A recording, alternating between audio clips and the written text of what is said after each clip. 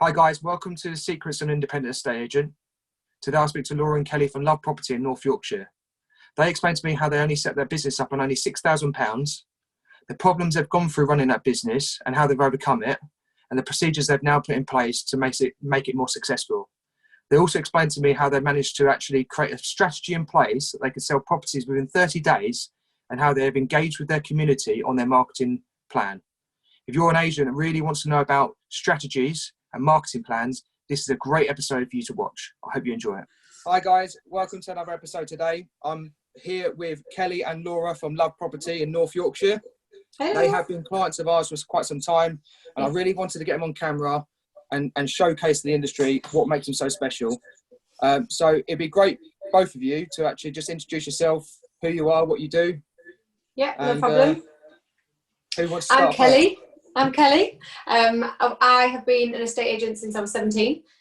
So straight out of A-levels, I did a week's work experience and got offered a job and decided that uni wasn't for me. So that's why I ended up in this career, and I loved it straight away, to be fair. It was ideal for me. I just fell into it. I am the managing director of Love Property, so I oversee the operational running of the company. Awesome.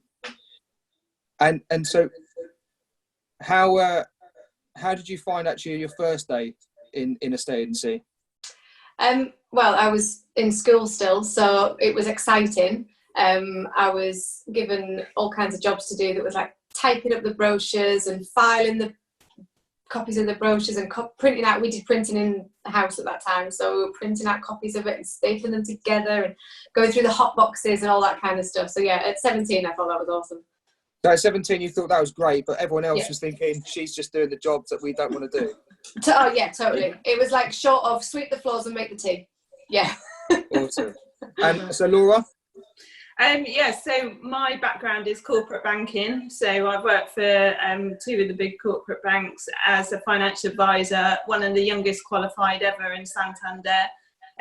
So I was just over 21 when I qualified.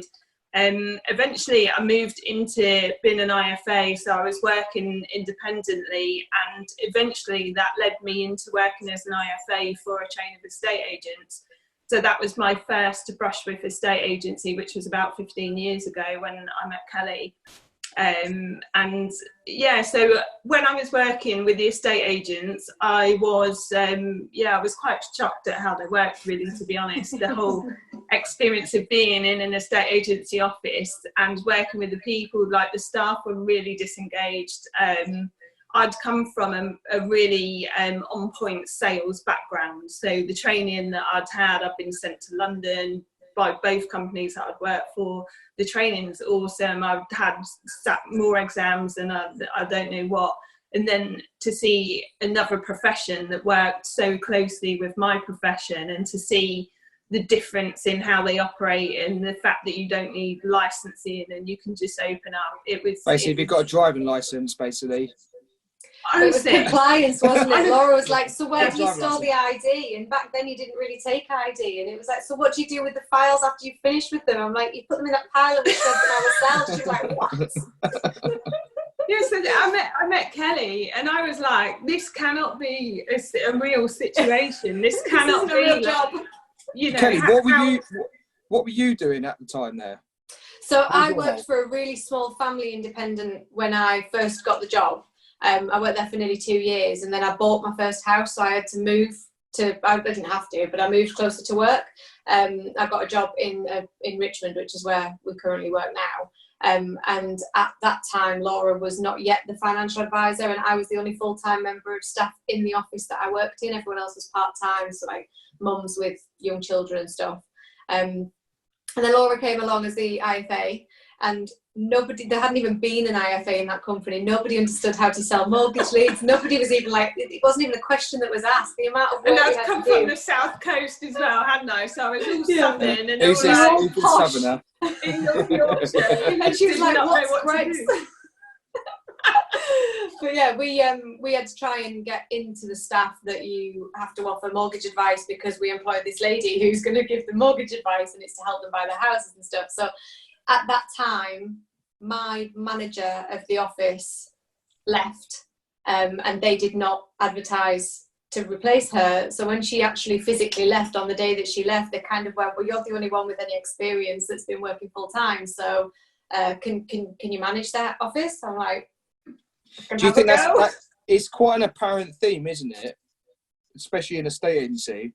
I wouldn't say so much now because people are starting to become wise to it, but it's almost like you're a neg, and then when a senior neg leaves, it's like, you want that job? You're senior neg. You're senior neg now, and then like when a valuer goes to somewhere else, like, do you do valuing?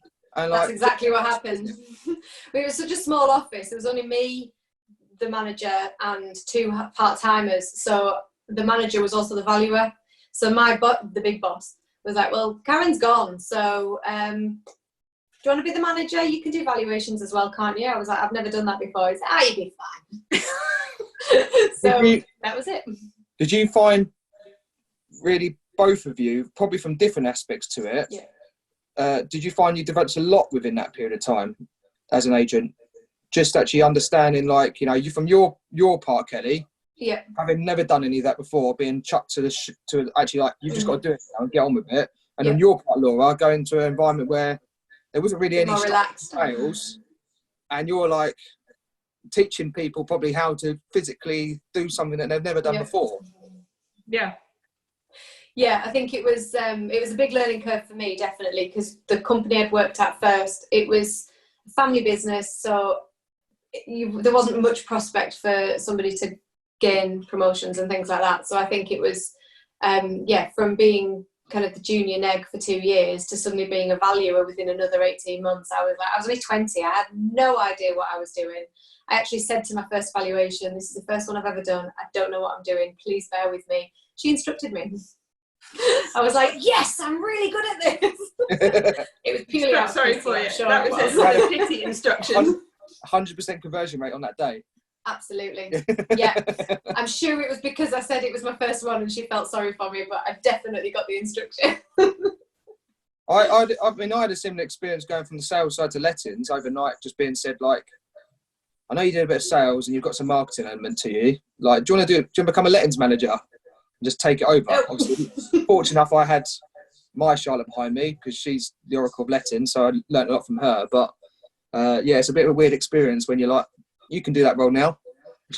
Complete life change. All of a sudden, you've got to do a completely different job. I've never seen anything like it, but to come from such a structured, compliance-heavy, qualification-heavy background to come into an industry that has so much responsibility for people's lives and to have so little accountability is shocking. And that was fundamentally why we've opened our business. Yes, that leads on quite nicely. So what? Why did you set up Love Property? What was the motions in that? Well, I'll let you go on. Yeah, that was Kelly was working for this 7-branch estate agency. I was the IFA, and I heard whisperings that they were going to go under. It was the end of 2008, so the property market was on a sinking spiral. Everyone was panicking about jobs and stuff. No one knew what was happening. I was selling mortgages, 5% interest rate, and suddenly the rates had dropped down to 2%. It was absolutely crazy times. I knew the agency that Kelly worked for was going under. She didn't. And I was on holiday and kind of came up with the idea, do you know what, we're just going to have to set up, we're either going to have to get a job or open our own agency. It's like a now or never. We have no money, no nothing. So I got back from holiday, rang Kelly, I said, I need to see you now. So I met her in a pub and I said, I want to do this. I said, you've got no time to think about it really. You might have a few weeks, you might have a month, I don't know. But if you want to do it, this is like a now or never decision. If you want to go, we'll go. I'll put all my savings in, which was literally not a lot of money. You matched it. £3,000. It was £3,000. We've both managed to find £3,000.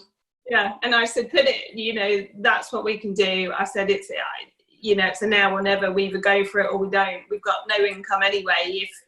if what I think is going to happen is going to happen. And, you know, so that's a decision. So Kelly went off to think about it, and literally the decision was taken away from her. So. That conversation happened on a Monday, and I was made redundant on the Wednesday. Wow. So yeah, it was like I got no warning. Yeah, you have no decisions. And there was no redundancy. I was only 20. How old was I? 21, 22. I only worked there a couple of years, so I had no redundancy. I got no commission. I got nothing. I think I got 280 quid. So, what attracted you both to decide that you both felt like? I know it's Laura. Why did you decide Kelly, and Kelly, why did you decide Laura? Well, I'm very persuasive. We were friends. She's really good at convincing people. You came through sort of friendship. That's what developed. We were friends when Laura was the IFA. It was my office that she used to kind of hang out in, because that's where all the leads came from. And yeah, we were friends. I think when we were working together in the other company, and the team that we had in that office, we used to like joke, like, oh, we're the A team, this is the best office. And we used to say we'll open up against them in competition, because we tried to do stuff, they wouldn't let us do it. I know now it's because they had no money, obviously. But at the time we were like, well, if they won't let me do that, let's open up our own place. And then obviously it was like, well, decide now, because you've got no job. and what would you say is, how different would it be, say, your first day in a state agency to where it would be compared to working with you guys? Do you think that's changed anyway? Well, we don't have a Hotbox anymore, and we don't do printed brochures anymore. So there won't be any of those jobs to be given. I don't know, really. I think we try and do things in a more of an automated way.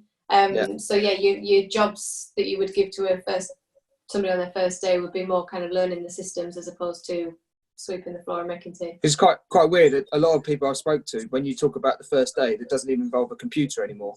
Like, the first day was the Hotbox. Yeah. If you were lucky, you'd have one computer in the back office where someone would be typing up stuff on there, and you wouldn't be allowed near it unless you were printing stuff to send out on the weekly mass mail outs you used to just send out from you know, you down the road, didn't you, with big bags, just to put it in there to give someone a list potentially they might be interested in viewing. So what is Love Property then? It's a big question. What is Love Property, and why Love Property? Why the name? Why the name, and what is Love Property? Well, we are an estate agency, obviously, but it's more than that. I think for us, it's always been about helping people with their lives, as opposed to just, we'll put a board up and hope that somebody buys your house. Like, our clients, I suppose you would call them, if a seller has got a personal situation that they need to sell the house for that situation, that the buyer that we choose will be the best buyer for them, or that we help them find will be the best buyer for them for their circumstances. So it might not be the best offer in terms of value, but if they can move in the right time scale and things like that, that's more important to us, is helping people in their lives. Yeah. So yeah, I mean, I don't know if you want to add anything, Laura, if I've missed. Yeah, I think it's hugely important to us, is the whole journey with these people. It's like, I don't expect to go to someone's house or meet someone and that be the one transaction and the last time we speak to them. It's you know, it's just not like that for us. We want to stay with people. We want them to be, you know, they're more than clients to us. We genuinely care about, you know, what they're doing in their next house and where they're going, and that they, you know, everything's going to work out for them. It's, you know, it's almost like I'll treat them, and I would say to the team as well, it's like, imagine they're a member of your family, how you would like a member of your family treated. If they went into an establishment and they're, you know, you want them to be really, really looked after. And I don't mean just like, you know, you ring them when you should do and whatever. It's way more that goes without saying, doesn't it? Yeah, do what you say you're going to do. Stuff. Yeah, but it's about, you know, I always get disheartened, you know, when a house goes on the market, and I know, you know, I'll find out later down the line that the seller's been pushed into taking an offer on day one, and I just think, well, why? You know, how is that looking after you? How is that doing the best job? Yeah, I mean, maybe it was. I don't know. I'm making assumptions about what happened in that scenario, but you know, quite often you see it, and people are just up for this quick situation, I need my fees, I need to get paid, and you're on and done, and let's move on to the next one. And that's just not what we're about. And I don't care, you know, we've had people that have pulled out middle of a sale. They've been like literally the middle of a sale, so we've had the bottom, the middle and the top, and the middle one has just decided I just can't move anymore. And it's like, do you know what, last one that did that, we sent her some flowers. You know, if something's happened in your life, in your mind, no matter what my opinion is of that situation, if it's that serious that you've decided you cannot continue with this huge transaction in your life, or hey, do you know what, we'll look after you, and you know, next time we'll still be here. And if you want to come back to us in a year or 10 years or never, then it's fine. You know, it's not a problem. How do you guys operate in both of you two? Do you do the same roles, or have you worked out a structure? Because I know a lot of business owners do struggle with that, of like, what do I even do in a business, and what I should be doing, what should I get my staff to do, or if I've got a co-owner, what should they be doing? Well, for the first probably 5 or 6 years, it was just me and Laura and another person. So we didn't really have structure. It was just the jobs needed to be done and we had to do them. Then when we got a bit bigger and we started taking on more staff, we still worked in that way. So we both did valuations. We both did lettings, vals. We both did viewings. We both worked on the Saturday. We were both doing everything together. There was no separation from the job role whatsoever. Then we realised that was stupid. It just made absolutely no sense. You realise you're still just self-employed, doing everything else with. It was like diary management. Like, we were trying to run this business and keep all the staff right and make sure everything was fine. It meant that Laura was like, well, I've got a valuation at 10, so you can't have one at 10. You're going to have to wait till I get back. I was like, oh, okay. So we just genuinely worked like that for another probably 6 or 7 months, where we had times in the diary that each of us was available for valuations, which again made absolutely no sense. And then we had some business consulting advice, and that was like so obvious that we were doing that wrong. I think there was a lot of potential for us to fall out about who got what role, but actually there was no fallout. I mean, it literally made no sense to me to carry on the way we were, and I was more than happy to let Laura do all the valuations, because that was the bit she was way better at than me. I found them a pain in the bum. It was an interruption into my day that I had to go out and sit in someone's living room, whereas that's where Laura excelled. So Laura does all vals, all take-ons, the majority of video marketing stuff, and I do all business management and running, coordinating the company. Do you think you had to almost look inwardly and go, yeah, that I'm not good at, and you're good at that? Yeah, and 100%. I'm not good at this, and like, I don't think you're that good at it. Yeah, like, and I think it was quite easy for us as well, because Laura knew that she doesn't like officey work, and we both knew that I quite enjoy being in the office all the time, and we both knew that although I was good at converting valuations, and I don't think I ever had a problem with it, I just didn't really like it, and I didn't like the kind of the rapport build inside of it. I was kind of like, your house is worth 150, let's go. Whereas Laura could be there for 4 hours. Making best friends with them. She's invited to their holiday home and all sorts. It's like, it's a serious relationship. But you do find that though, like, it gives the ability for you, Laura, to go out and do 100%. That time with people and get to know them more. And like you said, the essence of obviously what your brand's about is pretty much like almost getting to know your clients and getting to actually know people as people, not this is Mr. Smith, he's looking for this property, they're looking to sell that, this is their email address and telephone number. It's actually, who are they? Yeah. One of my main things with you know, when I'm training the team and even inquiries or whatever, it's like motivation for me is prime with any situation. If you cannot find that client's motivation, why are they doing? You need their why. That's it. You know, for whatever it is, that they need a reason to be doing what they're doing. And if they don't, you can tell we have very, very little. I don't know what our fall through rate is, but it's so low. And I think that because we find out the reason why the clients are doing what they're doing, so the seller's doing what they're doing, the buyer's doing what they're doing, whoever it is, even tenants, whatever, why are you doing that? And you know, we we really get to the bottom of it. So, and we've sold houses off the back of that. So I'll take a client out and they'll tell me what they want. They'll ring up to view something. They'll tell me what they want and I'll take them to view someone else and sell it to them, because I know personally it's going to suit them better than they know. They don't even know necessarily what they want. But if you present them with a solution to their why, then it's a no-brainer. So that's why we have very little fall-throughs, and that's how we get on so well with the clients that we have. They become like raving fans. They become very committed to our company, and I think it's because, you know, we've taken that time to actually find and care about their backstory, you know, what they're doing it for and what they're all about.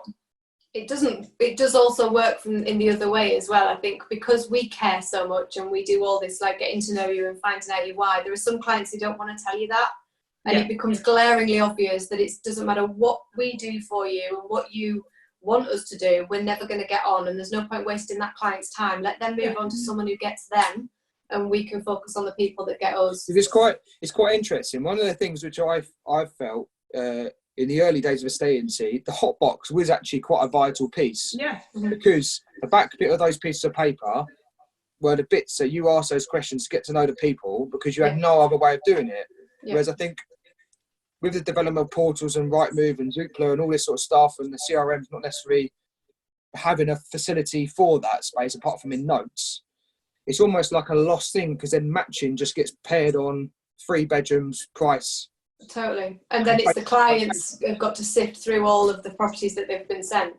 Nobody really knows, like, you know, I mean, we've sold properties for people that have needed conservatories, and you think, well, why do you need a conservatory? It's like, oh, because I need an extra bedroom when my grandkid comes and sits, or whatever it is. Like, you need to know why they need that, because actually they don't really need a conservatory. It's almost like a lost detail amongst a lot of agencies. I think goes back to what we've just briefly said about next person jumps up in a role, they have never been understood that or trained that, and now you've almost got a generation of people who don't even know that, have never seen that, and are now trying to show other people, almost being like, here's a computer, you match your mail here and you email it out to people, Rightmove leads come in, you call them up, you want an offer. But I think also though, hand in hand, I think it's very good to hear regarding finding the why of the individual is paired up with your timescales. I can see is the reasons why your fall through rates aren't so bad, because I think it goes back to the whole thing of like, get as many people on board, try and get as many sold because it's the numbers on the board,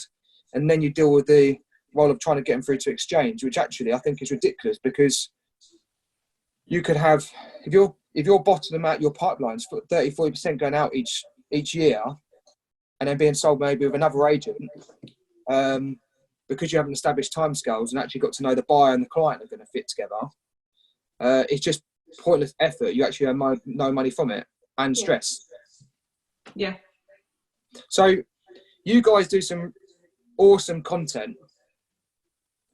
That's why the interesting time I wanted to get you on. I was explaining, like, you do a mixture of videos, you do some amazing sort of content on various different sections: landlord, buyer, tenant, vendor, etc. So how have you guys got to work with that? Is it a joint effort, or is it so the topics of the content, sometimes that can be kind of a bit random, like we should do a blog about that, or we should make a video about that, just in passing. Sometimes we have like a brainstorming session as a team. You know, if somebody's had this, what questions are being asked? What have you been asked today by the clients? Is there anything that keeps coming up? I mean, obviously with coronavirus, it's been massive because everyone's got nothing but questions. So there's like questions about every element. No one knows the answers to any of them. So what we found was, well, back in the day when we first started blogging, it was all written, and Laura hated it, and I really like it. So I used to write the blogs, we used to put them on the website. I don't think anybody really read them. They were fine, they were just there. Then video footage became a lot more popular, and that's where Laura comes in. Because I'm lazy. I don't know writing stuff down. How did you find doing video content? Because you do a lot. You do stuff outside. Open house days. You do.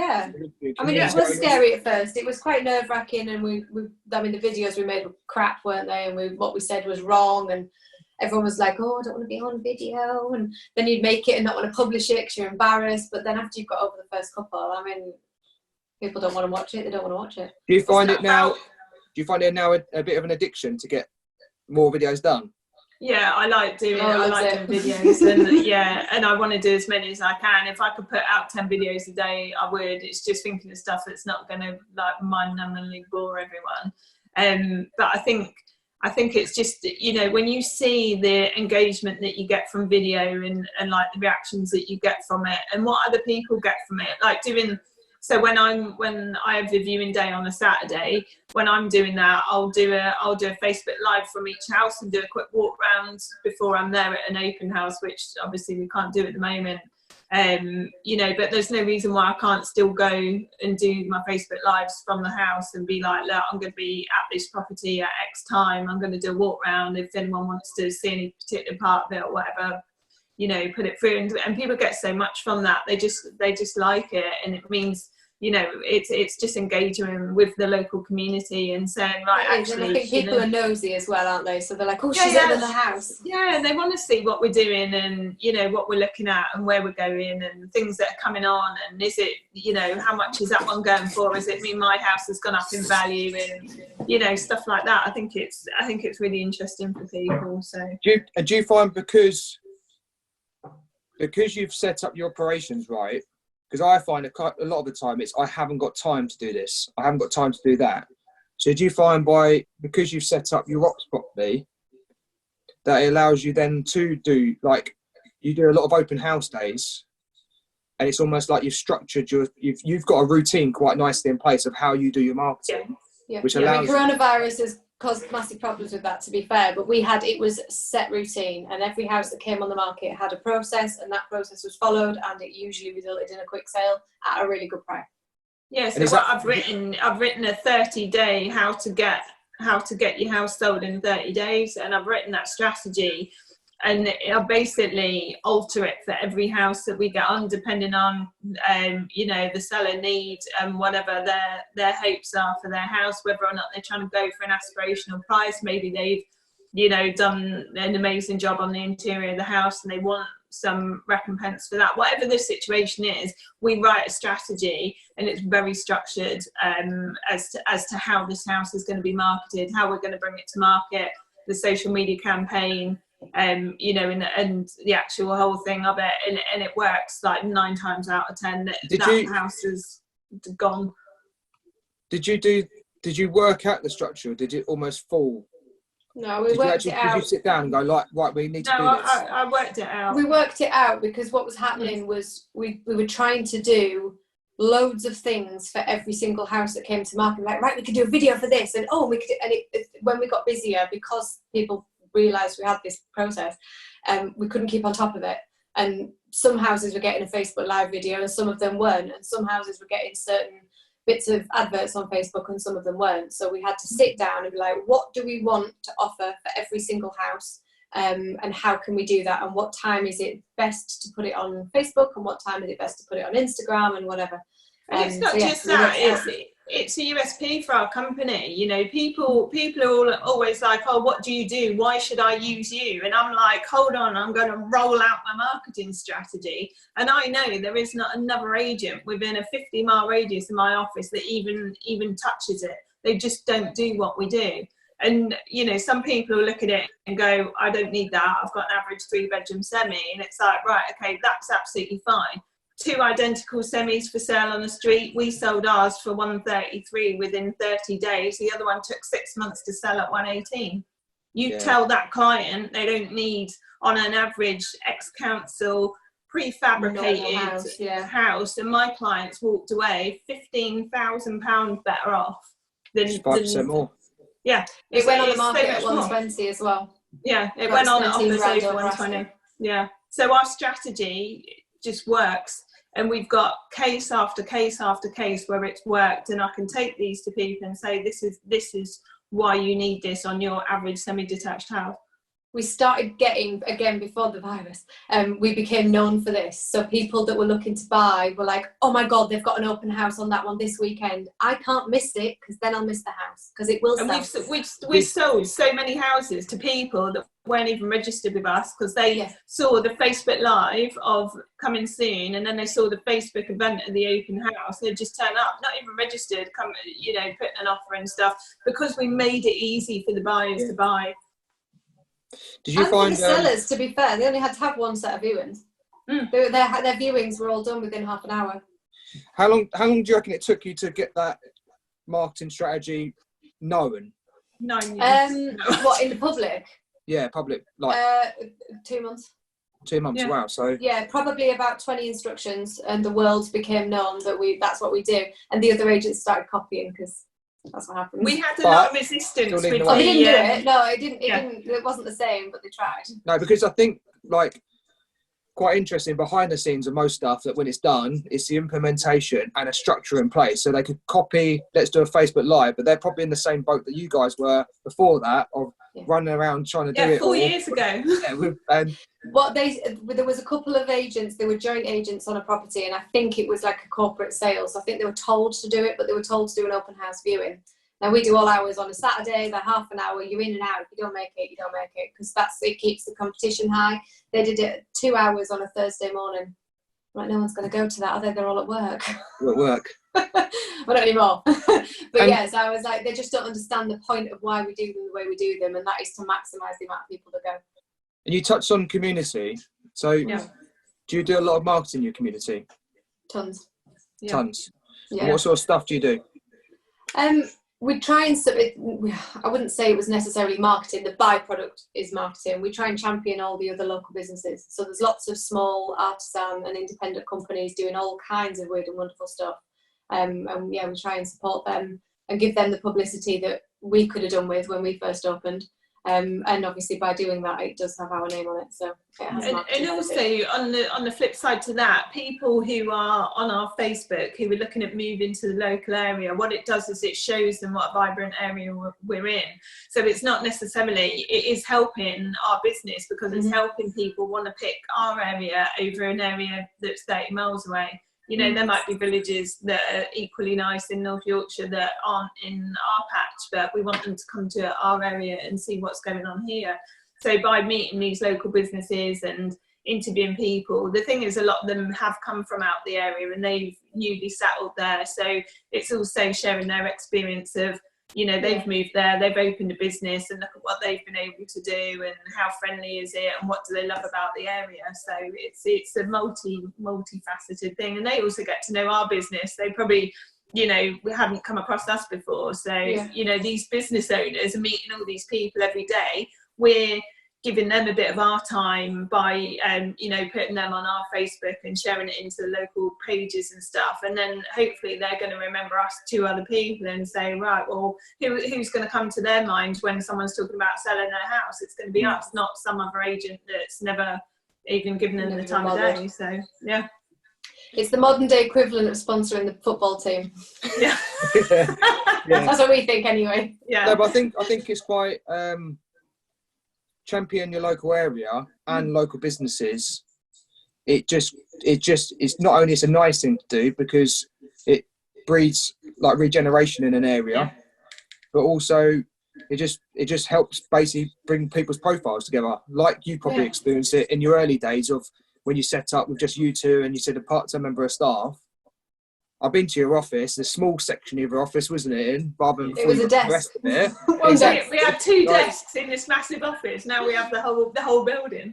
Imagine having someone like you come along and speaking to them and saying, "Look, we do this, and we're more than happy to share some stuff," because you've spent the time and effort building up your own social media presence, which obviously probably wasn't instant straight away. And you've had to do the process of just getting through it all, which is obviously helping the local community.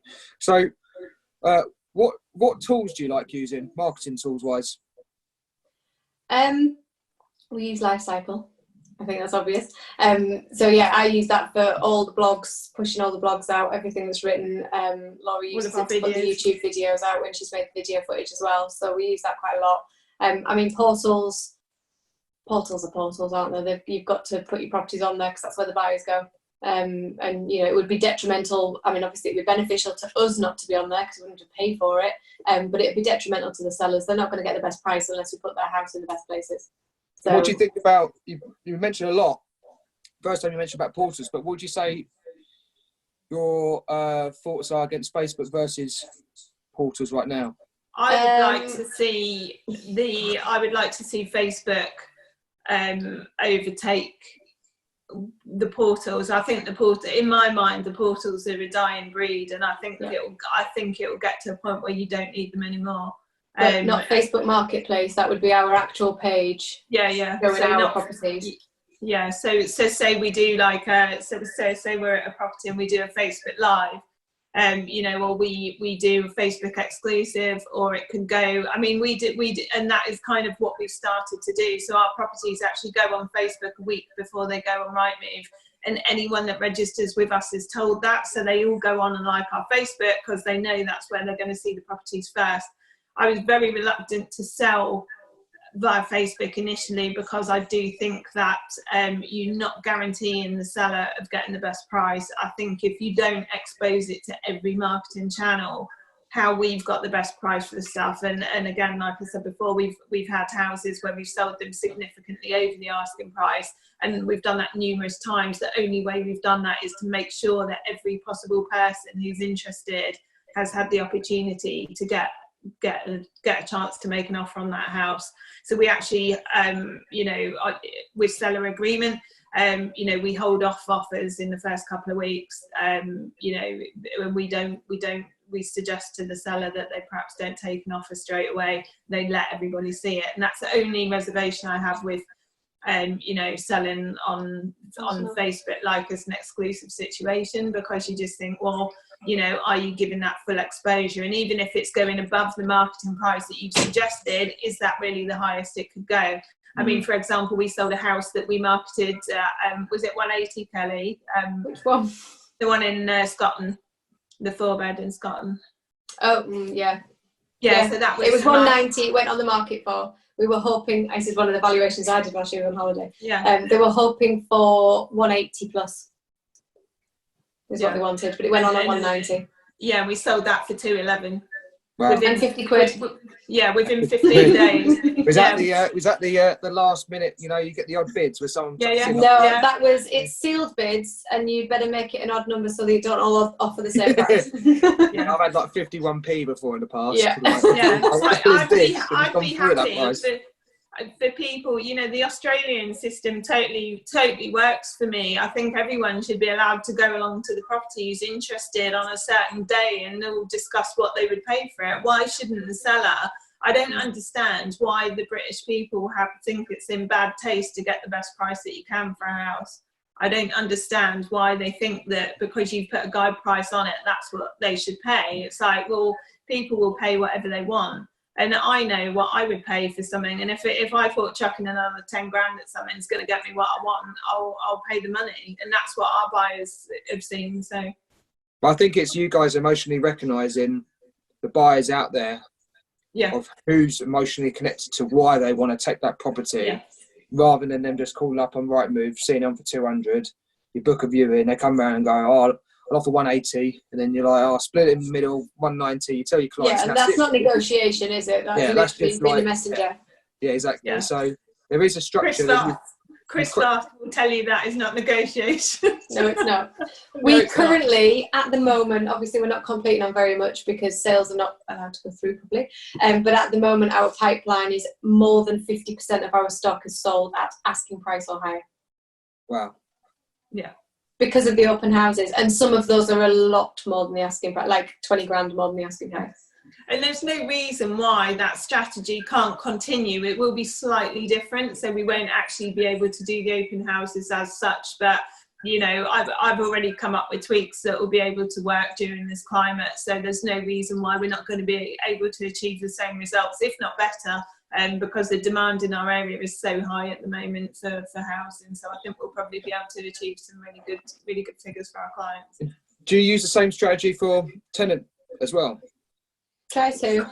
Kind of. I've changed it a bit because it can't quite work the same. But it's we let them very, very quickly. So there's very few. I mean, our void periods are on average probably 2 weeks. Probably if that.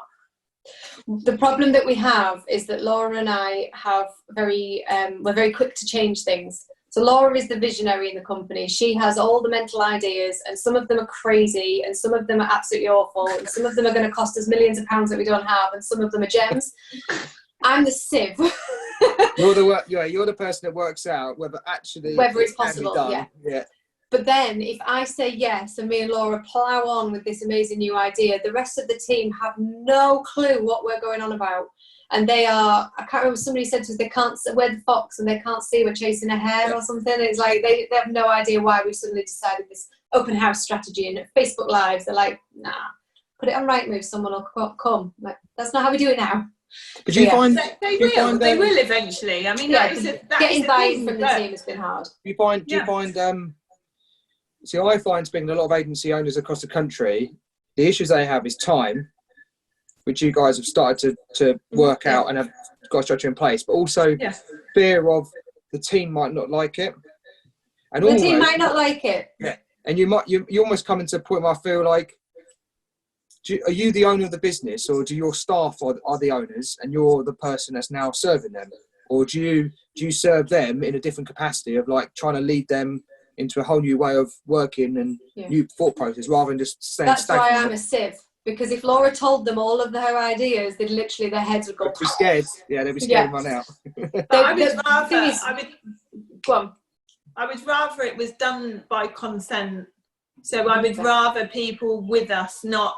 So what I try and do, if we've got an idea, is try and bring the team in to think it was their idea. So we like brainstorm and and say, this is the end result I want to come up with. I think if you start telling people this is what we're doing now, and I just want you to do it, they don't get our why. So I think to then try and involve them in it, and then they come up with the why as well, and they can then see that they become as invested in the situation as we are. I mean, our team think that what we do is amazing. That not us. I mean, as a group. I think it comes even back down to the central part of. Understanding and giving your company an identity, which can only come from the owners. Yeah. That you then have the staff that you employ to join you on that journey because they believe in the same values. Yeah. Having the types of clients you want out there and the structures in place.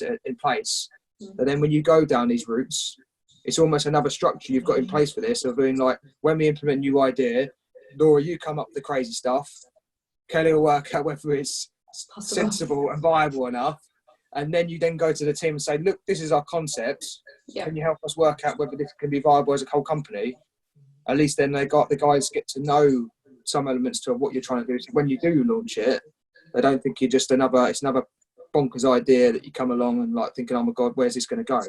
Yeah. Yeah, I mean, that's come by kind of a process of growth for all of us, really, because there was a time when we would have a crazy idea and we'd just go, we do this now.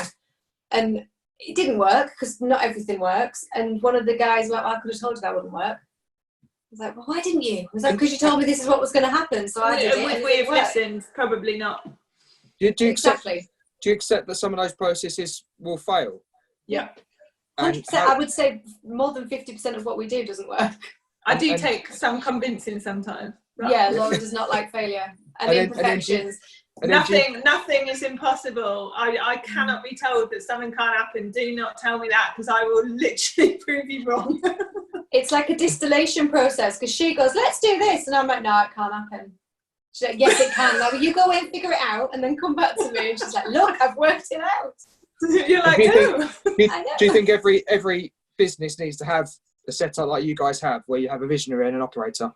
I think there are not enough hours in the day, and there are not enough people that have a brain that can do both sides for it to be one person. It doesn't have to be two owners. Like Laura could own the company by herself and employ somebody like me. That would be fine.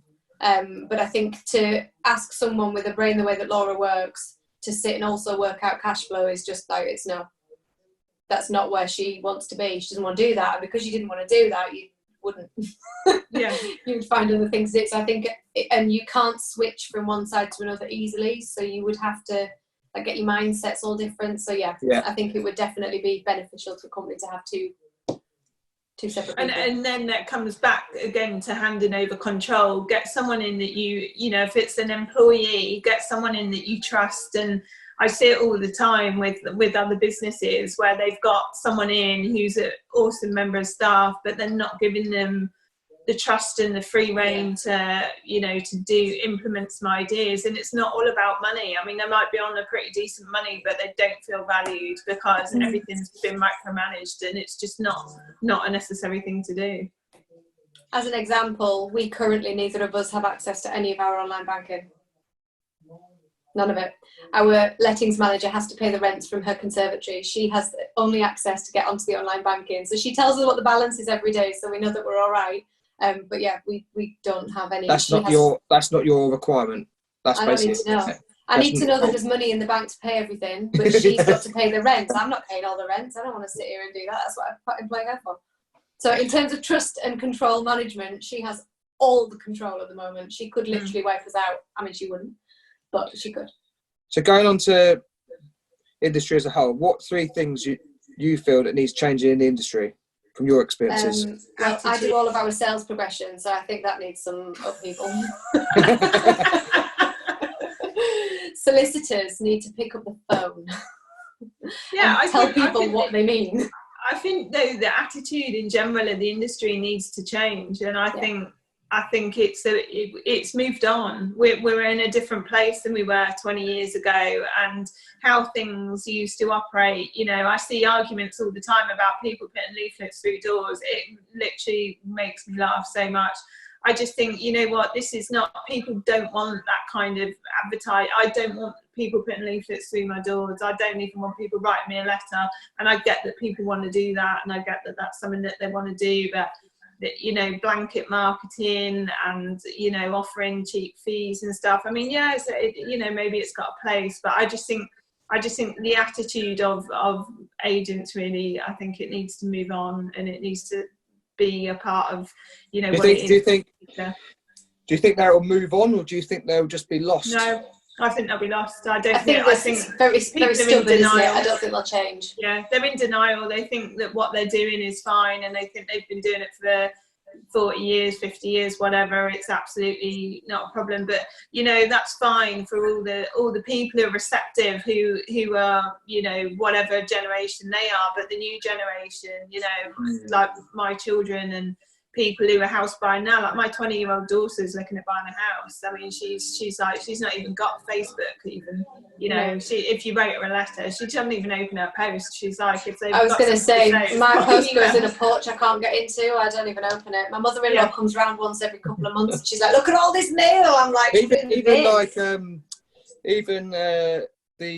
get your restaurant sort of flyers through your menu choices. Like, you still go online. I was going to say, I don't keep them, because if I want to order it, I'll ring them or I'll go online. Yeah. There's a new Facebook page in Darlington that's taken over from TripAdvisor. So people now, it's called Darlo Rate My Food. It's awesome. Oh God. And it's like, people are just like posting so good, or it's even very good or very bad. There's no middle ground there. It's just like literally, but it's just like, it's where people are now. They want, you know, and if I go on there to like search for a restaurant that we're getting a takeout from and see how badly slated it's got, or reviewed, you know, and this is where we are. We're not doing it any other way. Do you reckon that coincides with them only the honest agents out there who can't hide behind maybe falsified reviews under certain platforms? Yeah, I think everything's becoming a lot more real. It's come more to the highlight, isn't it, of just being yeah. And I think the caring for somebody as well, like, clients do not want to be treated like crap and then have to pay thousands of pounds for the privilege. Like, you've got to be nice to them. I think the agents have in the past, and solicitors as well, feel a bit like superior. But I'm the agent, and it's like, if I'm paying you, so do your job and be nice to me and make me feel important, because I'm the client and that's what I'm paying for. And I think that mentality has got lost. I think people have got a bit kind of big ideas about themselves. I had a Facebook messenger off only someone last night who basically I knew of. She's on with another agent. Obviously came to me for advice, my background, and then she said she hadn't heard from her agent in 5 weeks. Wow. She's on the market with him, and when she spoke to him, he said, we've furloughed 100 staff, so we're really busy. She just got to deal with acceptance, and this is our service levels right now. Okay. Like, and that's the response. Thanks for that. I was like, what the hell? Like, yeah, change your agent. Bad. Like, change your agent when you can. Yeah, I mean, some of the stories that we've had when people have come to us from other agents have been appalling. The way that people have been behaving, the way that they've been spoken to. I just think, don't forget. And again, I do the sales progression. So from the point of completion dates, agents forget who they work for, and the amount of times I've gone, well, the buyer needs to move in, so she's just going to have to go. I'm like, she's paying your bill. You're kicking her out when it's just not convenient for her. She's your client, and that's who you should look after. And I just think that kind of mindset is going to have to change. Yeah, definitely. So where do you see the industry going, say, in the next 5 years? You know, I think there's going to be big separation. I think there's going to be the agents that compete on fees, and then the agents that compete on service and what they're going to do. And I think the buyers that want cheap will go cheap. You know, I say to people, if it's all about money, go to doorsteps and sell your house for 99 quid. I mean, why are you wasting £1,000 on purple bricks? You know what I mean? If you just want it on Rightmove and do it yourself, do it yourself.